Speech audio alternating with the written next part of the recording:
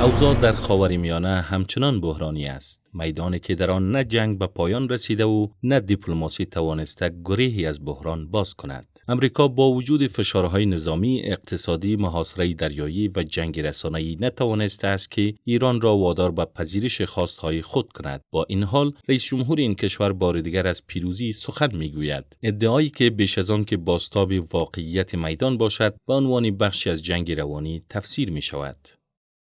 ما همه چیز را نابود کرده ایم. اگر همین حالا خارج شویم 20 سال طول می کشد تا آنها دوباره بازسازی کنند. این کافی نیست. ما باید تضمین داشته باشیم که آنها هرگز به سلاح هسته‌ای دست پیدا نخواهند کرد.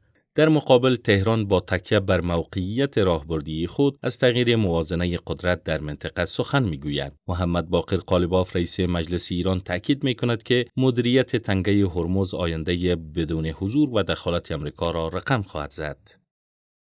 در سال 1622 میلادی پس از 115 سال اشغال استعمارگران اروپایی را از خلیج فارس بیرون انداختیم و روز خلیج فارس را به افتخار این پیروزی جشن میگیریم. امروز نیز ایران با اعمال مدیریت بر تنگه هرمز خود و همسایگان را از نعمت ارزشمند آینده بدون حضور و دخالت امریکا برخوردار خواهد کرد. همزمان لحن نظامیان تهران نیز تندتر شده. فرمانده نیروی هوافضای سپاه پاسداران هشدار می‌دهد که هر گونه حمله تازه با پاسخ گسترده‌تری روبرو خواهد شد. ما دیده ایم که چه اتفاقی برای پایگاه‌های منطقه‌ای شما افتاد. شاهد خواهیم بود که همین اتفاق برای ناوه‌های جنگی شما نیز رخ خواهد داد. در سطح بین المللی نگرانی‌ها از پیامدهای اقتصادی این تنش‌ها رو به افزایش است. دبیرکل سازمان ملل متحد نسبت به بسته شدن احتمالی تنگه هرمز هشدار داده و آن را تهدیدی برای اقتصاد جهانی دانسته است.